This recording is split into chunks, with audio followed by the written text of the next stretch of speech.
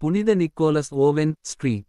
Nicholas Owen வரலாறு. தமிழ். புனித Nicholas oven ஒரு தைரியமான கத்தோலிக்க விசுவாசியும் மறைமுக சேவையில் உயிரை அர்ப்பணித்தவரும் ஆவார். அவர் இங்கிலாந்தில் 16ஆம் நூற்றாண்டில் பிறந்தார்.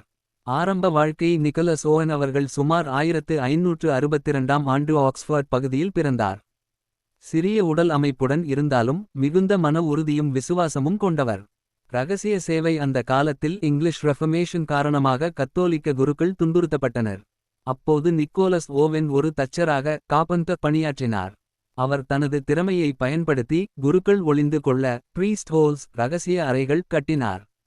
இந்த அறைகள் வீடுகளில் மறைந்து இருக்கும் மிகவும் பாதுகாப்பான இடங்களாக இருந்தன. துன்புறுத்தலும் மரணமும். 1606ஆம் ஆண்டு கன்பவுடர் பிளாட் சம்பவத்திற்குப் பிறகு கத்தோலிக்கர்களுக்கு எதிரான துன்புறுத்தல் அதிகரித்தது.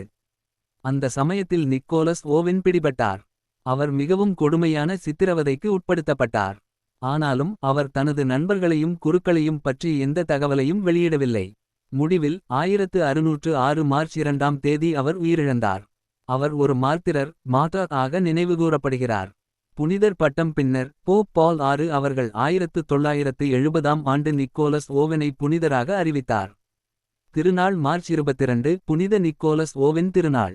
முக்கிய பாடம். புனித நிக்கோலஸ் ஓவென் நமக்கு சொல்லுவது. உண்மையான விசுவாசம் எவ்வளவு சோதனைகள் வந்தாலும் மாறாது.